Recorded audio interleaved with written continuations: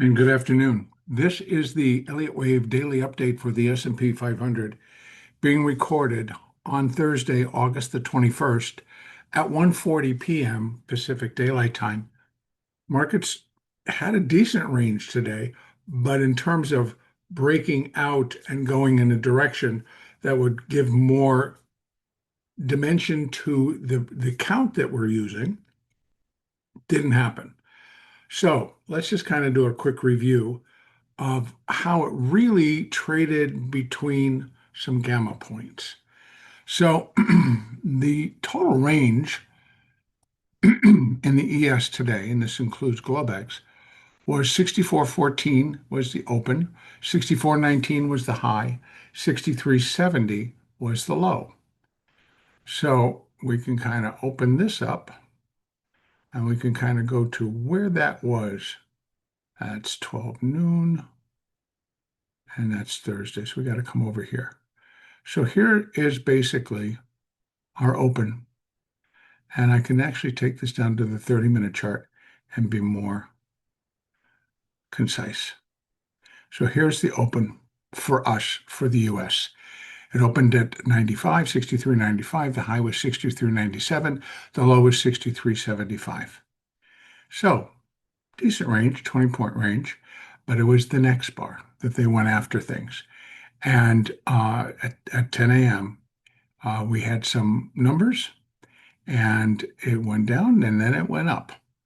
And so it opened at 63.83. The high was 64.12.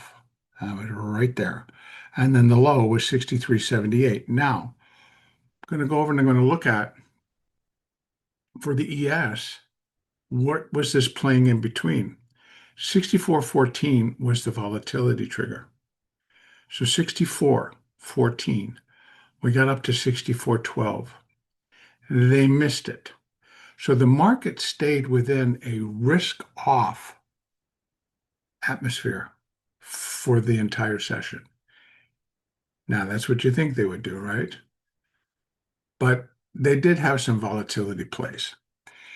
Nonetheless, the market failed to go through the volatility trigger, came back down, went back through 63.77 over here, and right in there at the very end. And 63.77 was zero gamma.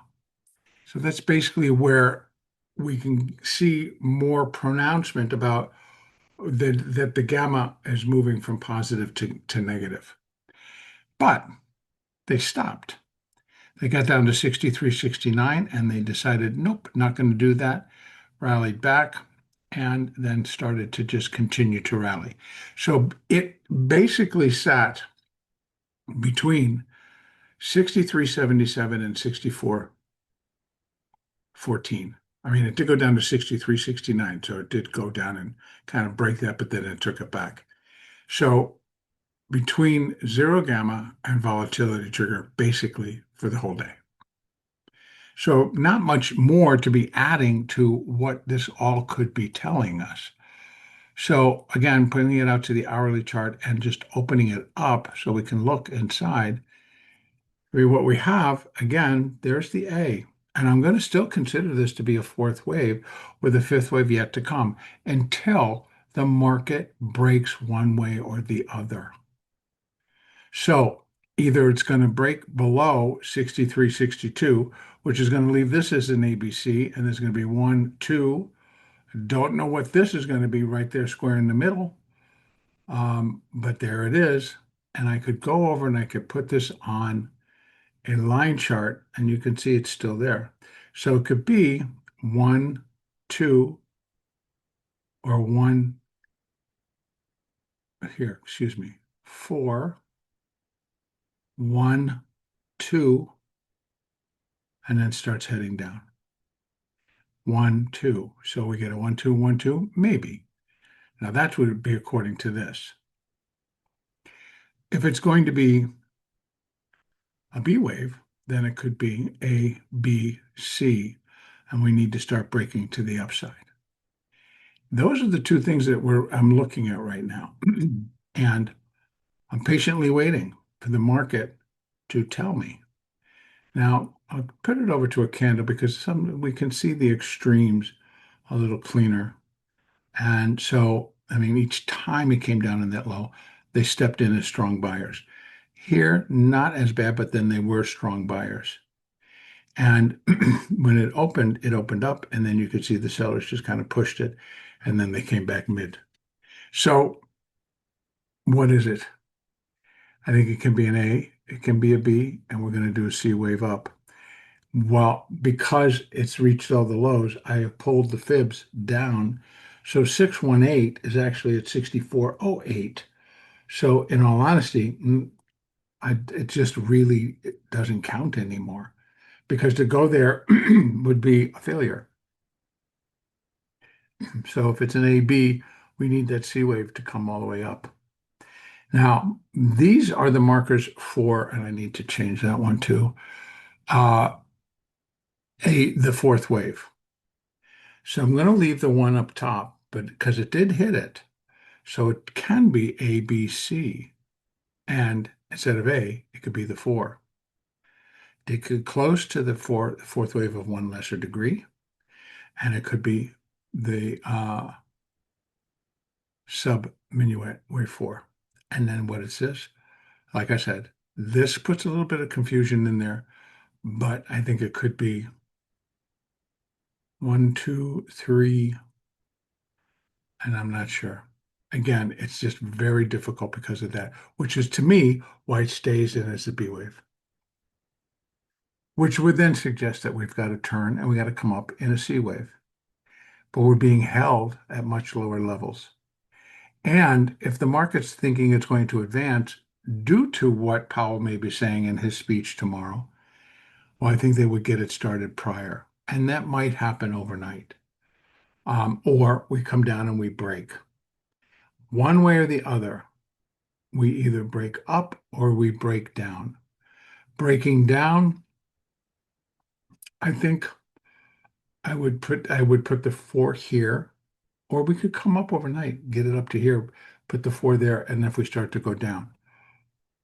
So I gotta leave the count pretty much the way it is until the market breaks one way or the other and changes that.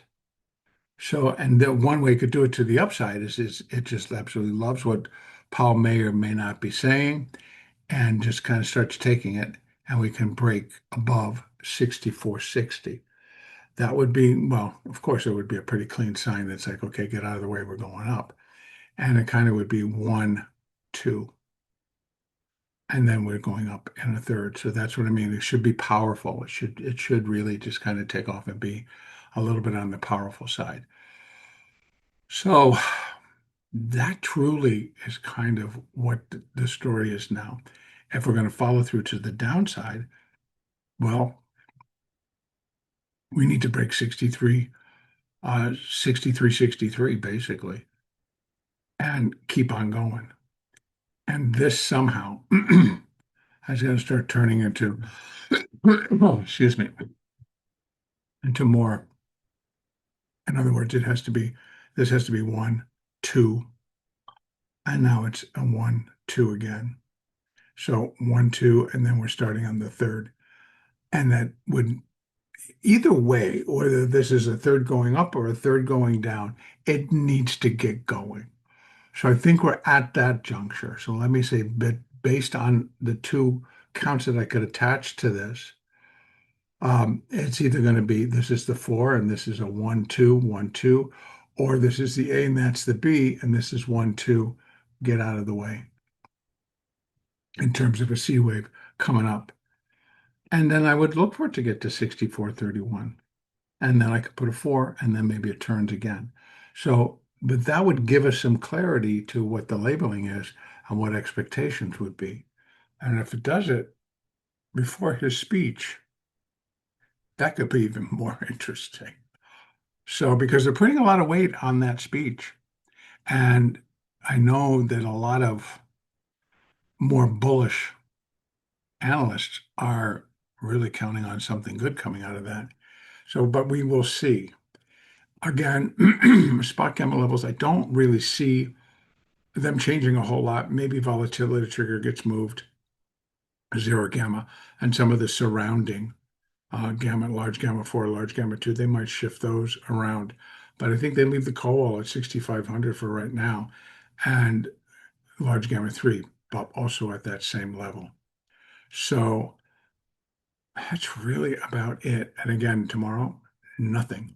It's an open. No numbers are coming out. It's all about Jerome Powell and his speech. So I am going to call it right there. And again, either it breaks down in a third or it breaks up in a third. Either way, it's got to start and it can't look back. That's kind of my story. It's like we're in that point where it's like we go and they don't stop and go do do do do do do. You know, they go, they get here. If they reach a resistance level and we can count 5, beautiful. Look for it to turn. If we drop, and indeed it's 4, 1, 2, 1, 2, it should drop. First step would be getting below 63, 61. Excuse me. Second step would be that we get below 63.19. So down in here. And then we start to break down from there.